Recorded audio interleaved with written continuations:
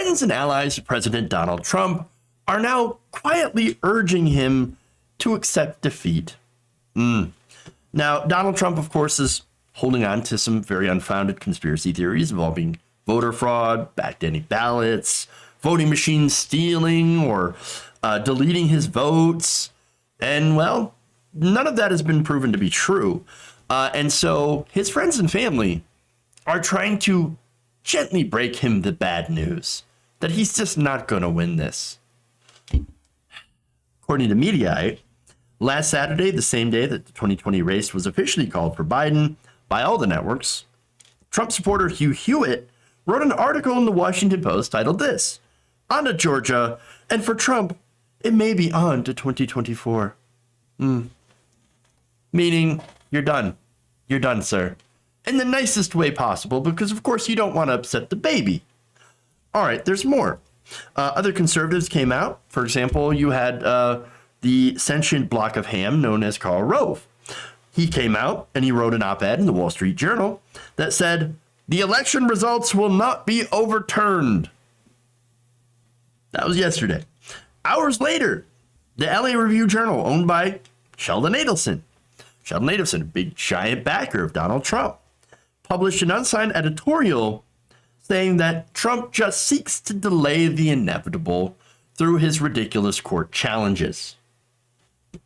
And then, on Wednesday, Geraldo Rivera, good old Geraldo, posted this tweet. "Dear Donald Trump, my honored friend, you fought an incredible battle versus all odds and the curse of an insidious disease," I guess meaning coronavirus. "You battled the backstabbers and our enemies and remade the world in peace and prosperity. You came so close. Time coming soon to say goodbye with grace and dignity. You got so far." You came so far. And, I can't even remember the lyrics now. In the end, it didn't even matter, though. Okay. Boy, did I botch that. All right. Anyway. Grace and dignity, guys. Do you think Donald Trump is going to walk away with grace and dignity? Of course not. No. Baby. And it's super hilarious, too, because, again, there's nothing dignified about the way that Donald Trump is handling this. He's still crying about fraud. He's like, "There's so much fraud. There's voter fraud everywhere." Sure. Show us on the doll where voter fraud touched you. "I didn't lose. I won by a lot." No, you didn't. No, you didn't. Again, these are things that he has openly said and openly tweeted. He is not accepting this loss with any sort of grace or dignity or anything. He's just not accepting the loss. And that's despite the members of his inner circle saying, "It's over. Pack it up. Donnie, time to go home." Last week, for example, Jared Kushner and Melania Trump advised him to come to terms with Biden's victory. Now, look, there's two different narratives coming out about Trump from this. And it really depends on who you listen to, where you go, right? For one of the narratives is, well, Trump knows he lost, and he's just trying to stretch out these court challenges in order to continue to appear tough and to set himself up for example, creating his own network to challenge Fox News. And so he's going to poach, the idea is that he's going to poach a bunch of talent from Fox News talent, basically people who unabashedly lie in favor of him. Judge Jeanine, who coincidentally no longer has a show on Fox News, but Sean Hannity, Tucker Carlson, all those people, he's thinking about snatching them from Fox News, bringing it over to like the Trump network, okay? Which is going to fail just about as hard as Trump Steaks or the Trump airline, crash and burn, Trump TV. So that's the thought, right? So he's just fighting it so that he can say, "Oh, I went down with glory to my last breath," right? And I fought these legal challenges. Then there's the other narrative, which I subscribe to, is that he's so dumb he doesn't believe he lost. Look, I don't think his brain can compute. He's a narcissist. He is such a narcissist, and he is so wrapped up in these conspiracy theories that he doesn't believe that a loss is conceivable. Couldn't have happened. No way. There's no way people wouldn't vote for me. No, were you kidding me? Everybody tells me, the Fox News comes and tells me that, I'm the voice of the silent generation and that everybody in this country loves me. And the people who don't love me, well, they're just angry Democrats. And they're very, very small amount of the population. Everybody loves me. Everybody loves me. Now, before you think that, no way, no. This is a man that I believe has no self-awareness and is obsessed with watching cable news. And he only thinks that people don't like him because they're jealous or because they're losers and they're sad. Now, he's also not very bright. Addled with age. You know what I mean? And not just age, but like, I think his brain is just like melting, but he's never been a smart person, even when he was younger. So it's pathetic. And right now, he is living in an alternative reality that his friends and his allies and family, they got to pull him aside. And they say, Donald Trump, Donnie, you don't understand, dude. You lost. You've got to give up the White House. You can't stay here anymore. It's over. Okay? It's both pathetically sad and actually quite dangerous because you have a man baby as president who is going to be in power, even as a lame duck president, but still have those presidential powers until January 20th.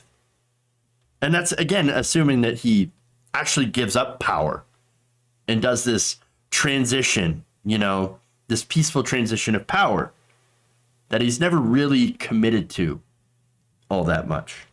Again, right now, he's using his executive power to fire people from the Department of Defense, from the Pentagon.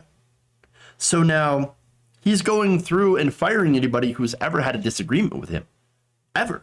On Wednesday, it was reported that Mark Toome, Deputy Chief of Staff to the Undersecretary of Defense for Policy, was ousted from his position. Gone. Toome was forced into retirement as part of a wave of firings of top Defense Department officials that included James Anderson, Pentagon's acting policy chief, Joseph Kernan, the Undersecretary for Intelligence, and Mark Esper's former chief of staff, Jennifer Stewart. Esper was also, of course, fired from his position. So now, I'm not really a fan of a lot of these Pentagon officials. They do like to push war.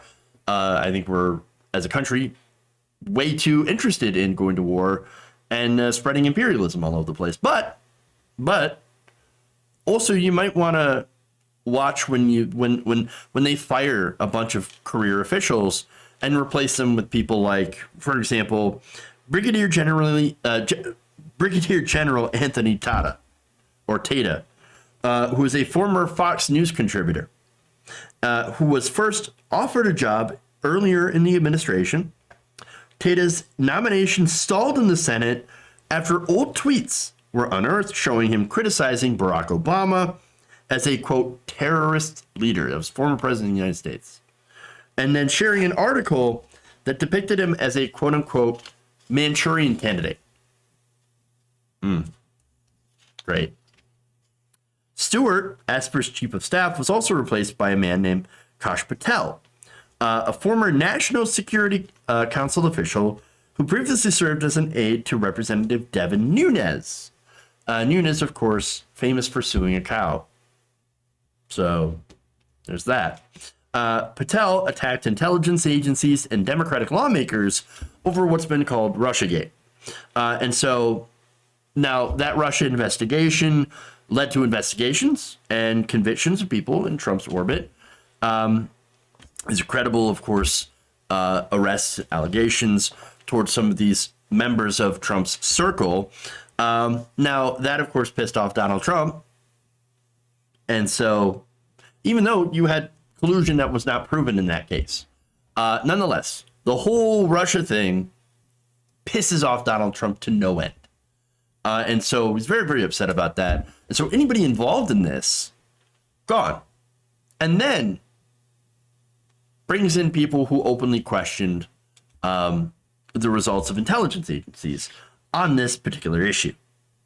So what he's been doing is stacking the Pentagon with loyalists in a lame duck session, which is not generally something that you do if you plan on accepting the results of the election, especially if those results are unfavorable to you. So that is a concern, not only about what he's saying publicly, but obviously what he seems to be doing. And I'm afraid that unless everyone starts urging him to step down, everyone, and that means his entire family and all of his allies, well, then it might soon be too late to stop him from trying to take power and to keep power. And so I am very, very concerned about this. I just hope that, it doesn't come to the worst case scenario. Let me tell you what, I think me and a lot of other people are going to be having a very big sense of relief on January 20th if he does decide to peacefully transfer power like he should. If you enjoyed this video, please give us a like and share with your friends. You can subscribe and help out the channel by becoming a patron. It's patreon.com/Jeff Waldorf, or you can become a channel member as well by hitting the join button below.